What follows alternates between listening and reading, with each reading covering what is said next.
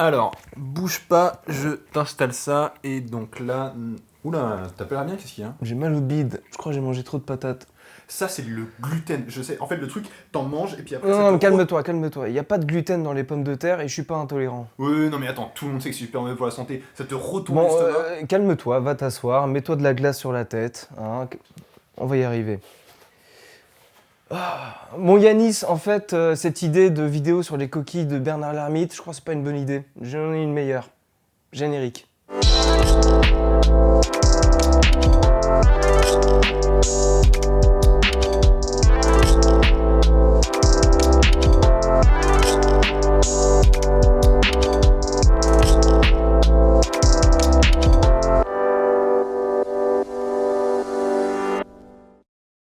Bon, le sujet est vaste et il y a plein de problèmes qui se soulèvent. Les régimes alimentaires posent plusieurs questions et les réponses ne sont pas souvent digestes. Comment se nourrir de manière équilibrée? Comment se nourrir de manière responsable pour la planète? Comment nourrir tout le monde? On est quand même 7,6 milliards d'individus sur Terre avec des ressources limitées. Donc rentrons dans le lard et démontons quelques idées reçues sur ces très nombreux modes d'alimentation. Pour faire simple, même si ça l'est pas vraiment, les deux sont des réactions de notre corps contre des aliments. Pour les allergies, c'est une réaction immunitaire. Notre corps attaque donc l'aliment comme si c'était une bactérie ou un virus. Les causes des allergies ne sont pas toujours très claires, mais on peut noter plusieurs éléments. Il y a des prédispositions génétiques, il y a aussi une notion de seuil d'exposition. C'est-à-dire que le déclenchement de l'allergie est lié à la fréquence de contact avec l'allergène, ainsi qu'à la quantité à laquelle on est exposé. Et c'est du sérieux parce que ça peut aller jusqu'au choc anaphylactique et donc la mort. Concernant les intolérances, c'est plus simple. Le plus souvent, on ne digère pas ou mal un aliment, avec également des causes environnementales et génétiques. En Asie, par exemple, on retrouve deux intolérances. Premièrement, celle au lactose, qui concerne quasiment 100% de la population asiatique, alors qu'elle varie de 2 à 15% chez les Nord-Européens. Deuxièmement, l'intolérance à l'alcool chez près de 20% de la population à cause d'un déficit en enzymes responsable de la dégradation de l'alcool. L'alcool déshydrogénase et l'aldéhyde déshydrogénase, entraînant ainsi le syndrome d'Asian flush ou syndrome du rougissement asiatique. À cela, les chercheurs ont émis deux hypothèses évolutives. Soit les Européens ont appris à digérer l'alcool et le lait, et pas les Asiatiques, soit les deux populations pouvaient digérer ces aliments et les Asiatiques ont perdu cette capacité. Et le truc avec les allergies et intolérances, c'est que leurs symptômes sont très proches, difficile donc de faire la différence. Ok, on a maintenant une bonne idée de notre sujet. Expliquons maintenant à l'impertinent Adrien le problème avec le gluten. Le régime sans gluten se voit attribuer d'innombrables vertus, profitant d'une intolérance a priori peu répandue mais bien réelle au gluten. Alors le gluten, c'est quoi? C'est un ensemble de protéines qui, lorsqu'on les mélange à l'eau, acquièrent une propriété visqueuse et élastique à l'origine des pâtes et ferments que l'on retrouve dans notre alimentation. Donc rien de dangereux, si ce n'est pour 1% de la population des pays interrogés atteints de la maladie cœliaque. Car oui, mettons les choses au clair, l'intolérance au gluten n'existe pas. Et ça n'est pas clair visiblement, même pour le site de l'assurance maladie Amélie. Les intolérants au gluten sont en fait allergiques. L'intolérance au gluten, comme on l'appelle, est en fait une réaction immunitaire, déclenchée par une maladie auto-immune appelée maladie cœliaque. À l'ingestion notamment de gluten, celle-ci entraîne une destruction des villosités de l'intestin, causant notamment des troubles digestifs chroniques très handicapants. Comme pour toute allergie, il est possible de faire un diagnostic si vous suspectez ces symptômes. Les médecins s'accordent à dire que le pourcentage de personnes diagnostiquées n'est que la face cachée de l'iceberg, et que de nombreuses personnes souffrent de cette maladie sans même le savoir. Les estimations parlent d'une personne sur 100. Cependant, au-delà de ce nombre sous-estimé, il existe également une population surestimée d'intolérants autoproclamés qui, après une digestion difficile suite à un plat de pâtes, pensent être intolérants. C'est cette population qui entretient l'idée d'un effet de mode sur laquelle surfent les producteurs des aliments sans gluten. De plus, les mécanismes derrière cette maladie sont encore méconnus. Mais une solution simple existe pourtant pour éviter le flou. C'est le diagnostic. Arrêtons ainsi de croire à la rumeur répandue d'une qualité supérieure des produits sans gluten, alors qu'il n'en est rien, bien au contraire. Le gluten étant de nature protéique, les régimes gluten-free présentent une qualité nutritionnelle moindre, pour un coût 2 à 3 fois supérieur en comparaison à leur équivalent contenant du gluten, en plus des carences qu'ils peuvent engendrer.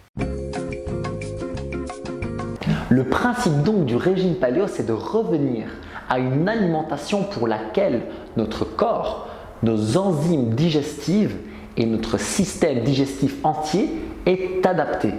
Donc bien entendu, la première chose qu'on va faire, c'est revenir à un mode de vie et à un mode alimentaire naturel. Waouh! Il articule vachement bien. Et en même temps, il a raison. Soyons naturels. Ce régime a été popularisé par le gastro-entérologue Walter Wöcklin dans son ouvrage The Stone Age Diet et est très intéressant. Il propose une alimentation équilibrée en termes de glucides, de lipides et de protéines et aurait même des effets positifs au niveau de la perte de poids et de la réduction du risque de maladies cardiovasculaires, même si les études sont très récentes et sur un faible échantillon. Il exclut en revanche les produits issus de l'agriculture et de l'industrie agroalimentaire, et même les plus simples, comme les céréales, les légumineuses, les huiles végétales et les produits laitiers. Pourquoi ce régime est une fausse bonne idée? Le problème, au-delà de son coût financier et de ressources, est qu'il est basé sur une idée pas forcément correcte, celle de suivre le régime alimentaire de nos ancêtres, sous-entendant qu'on aurait évolué logiquement dans l'optique de mieux digérer ce que ces premiers hommes consommaient. Or c'est faux. Cette comparaison est vivement critiquée par les spécialistes qui estiment que le régime des hommes du Paléolithique n'était pas aussi unifié et que bien que ce soit nos ancêtres, nous avons aujourd'hui bien dérivé d'un point de vue génétique, mais surtout au niveau de l'activité. Nos ancêtres effectuaient de longues marches et une activité physique intense qui nécessitait un apport calorique important, dont nous, sédentaires un peu fatigués, n'avons absolument pas besoin. L'autre argument prônant le naturel n'est pas recevable non plus. L'artificiel n'a pas que du mauvais et la nature contient également certains poisons que vous ne sauriez digérer. Bref, l'origine de ce régime est un bon sophisme d'appel à la nature et à l'ancienneté. Si c'est naturel et si nos ancêtres l'ont consommé, c'est que c'est forcément bon. Eh bien non, ça peut, mais pas forcément. Depuis le temps d'Hippocrate, le jeûne est préconisé pour le traitement de certaines maladies par le métabolisme des acides gras qui l'entraînent. Dans les années 20, cette observation a été faite chez certains patients atteints d'épilepsie qui pratiquaient le jeûne. Il a depuis été proposé également en régime palliatif pour les personnes atteintes de cancer, sous l'idée que la perte de sucre entraînerait une mort préférentielle des cellules tumorales au métabolisme très actif. Le régime cétogène s'inspire de ce principe et, comme son nom l'indique, consiste à drastiquement réduire la proportion de sucre pour favoriser la consommation de lipides. On parle de ratio de 3 à 4 fois plus de lipides que de protéines et de glucides. Ce régime a aujourd'hui séduit les personnes cherchant à perdre du poids et semble être une bonne idée sur le papier. Mais quand notre corps n'a plus de sucre, il se passe deux choses. 1. Le corps commence à davantage métaboliser les protéines plutôt que les lipides, donc vous perdez du muscle. Et 2. Vous n'avez plus de sucre, qui est la source d'énergie majeure de votre cerveau et de vos muscles. Vous êtes plus lent, souffrez de migraines et de faiblesse musculaire. Il existe quelques études montrant des effets néfastes pour la santé, notamment l'accumulation de lipides dans le sang, entraînant des risques cardiovasculaires, en plus d'une mauvaise haleine. Cela nuance donc les études montrant des effets positifs sur la perte de poids. Au final, on manque encore de recul scientifique sur ce régime. le principe est d'aller plus loin encore dans la restriction que pour le régime céto, du moins à l'époque. L'idée reçue dans les années 80-90 est que de réduire les apports en nutriments est un excellent moyen pour perdre du poids. Ils étaient suivis par un grand nombre de personnes, et notamment de femmes, victimes d'une image fausse véhiculée par les idéaux publicitaires. Résultat, après une privation d'une certaine durée, le corps s'adapte et met en réserve le moindre aliment qu'il ingère. On a ainsi, après un retour à une alimentation normale, une prise de poids après une perte de courte durée qu'on appelle l'effet yo-yo. En plus de cumuler des carences dont les signes peuvent être visibles, jaunissement des dents et des ongles liés à un manque de calcium, perte de cheveux liés à un manque de fer, etc. Parallèlement aux avancées en nutrition, les régimes proposés aujourd'hui sont plus proches de notre réalité biologique et limitent les effets yo-yo en favorisant certains aliments plutôt que d'en éliminer. Vous aurez compris, tout est une question d'équilibre. Bon, ça commence à faire beaucoup de régimes, mais il n'y en a pas un qui sort vraiment du lot. En même temps, si t'oublies les régimes basiques... Ah oui! De manière générale, le régime végétarien consiste donc à ne pas consommer de viande ni de poisson. De manière générale. De nombreuses peuplades de tout temps ont adopté ce mode de consommation pour des raisons culturelles ou religieuses, comme c'est le cas chez certains hindouistes. On parle même de 30% de végétariens dans toute la population indienne. L'idée reçue, et vous la connaissez forcément tant elle est populaire, ce sont les carences entraînées par ce régime. On peut tout de suite exclure cette idée à la seule condition que le régime végétarien soit particulièrement diversifié. Contrairement aux protéines animales, les acides aminés des protéines végétales sont généralement très concentrés en un type particulier. Il est donc nécessaire pour éviter les carences de consommer une grande diversité de produits végétaux. Ton pot de banane. En effet, les carences les plus retrouvées concernent les vitamines B12 et D. Cependant, la part protéique est plus importante chez les végétaux que dans les viandes. Au niveau des lipides, les végétariens sont également gâtés, car les acides gras insaturés majoritairement d'origine végétale sont bons pour l'organisme et diminuent le risque cardiovasculaire. Parmi tous les régimes abordés, le régime végétarien semble être un bon compromis d'un point de vue alimentaire, même s'il peut être compliqué à mettre en place du fait de quelques carences et des habitudes de consommation. Ok, donc reprenons. Jusqu'à maintenant, on a parlé des régimes végétariens, paléo, céto, minceur. Je pense qu'on a fait le tour. Ouais, mais attends, on n'a pas trouvé un problème à chaque fois avec ces régimes? On fait comment du coup? Pour votre santé, arrêtez de manger. Vous l'aurez compris, la question alimentaire n'est pas simple et au-delà des préférences gustatives, les régimes alimentaires sont intrinsèquement liés à leur impact écologique, au mode de société et leur facilité d'accès. Plus loin que la question alimentaire, les régimes doivent poser la question de la consommation des ressources dans une population sans cesse grandissante. Nous n'avons pas parlé du végétalisme dans cette vidéo pour éviter la redondance avec le régime végétarien, en plus d'exclure tout produit d'origine animale. Mais il est intéressant de parler par contre du véganisme, une extension du végétalisme à un mode de vie. Celui-ci pose la question de l'éthique de la consommation des ressources, notamment des ressources animales. Aujourd'hui, pour l'humanité croissante, avec des ressources limitées, il faut poser la question de la consommation en regard du coût de production de tous les aliments. Les véganes marquent un point sur la consommation de viande qui aujourd'hui est excessive. L'offre dépasse la demande et la production de viande est très énergivore et polluante. On parle de 15% des gaz à effet de serre d'après la FAO. Cependant, il y a aussi des soucis au niveau de l'agriculture bio qui exclut tout produit chimique de synthèse et les OGM.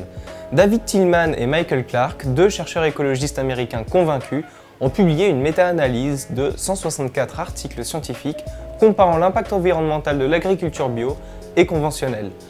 Les résultats sont sans appel. Pour une même quantité de nourriture produite, l'agriculture bio nécessite plus de terre, 25 à 110% de plus, entraîne une eutrophisation plus importante et une acidification plus importante.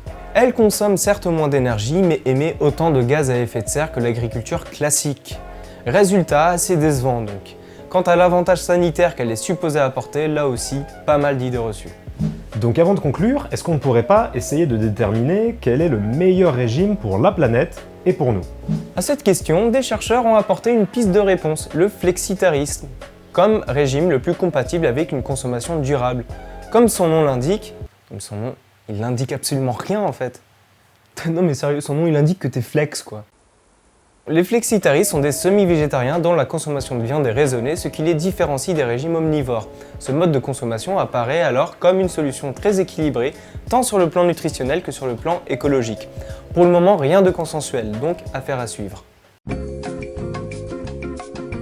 La diversité des régimes alimentaires ne date pas d'aujourd'hui.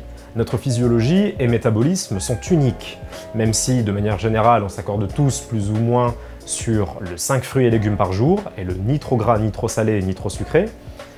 Fallait le placer. Mais les régimes dépassent la question de la santé humaine pour se heurter à d'autres problèmes qui peuvent être d'ordre écologique et éthique. Et parfois, ça peut vraiment être le YOLO pseudo-scientifique, il suffit d'aller au rayon bien-être de la Fnac et de tomber sur des livres de Jean-Michel Régime à 29,99 € par exemple. Il est important aujourd'hui de lier et d'adapter notre alimentation à une conscience éthique et écologique, mais on ne le dira jamais assez, il faut en parler avec des spécialistes. Ce sujet est un puits sans fond d'idées reçues, la plupart amenant non seulement à des dérives, des problèmes graves de santé, mais également à discriminer celui qui ne consomme pas comme nous. Et ça concerne chaque partie. Donc prenons la peine de nous renseigner, de déconstruire nos clichés et d'être patients et bienveillants. Retenons finalement que dans tout ça, manger, c'est compliqué. Et pour finir sur une belle citation de Anthelme Brillat-Savarin, « Dis-moi ce que tu manges et je te dirai qui tu es ». Tu es un tacos, Yadis. Et n'oubliez pas, sortez les couverts. Ah, il est génial ce sortez couvert, on peut le sortir à toutes les sauces.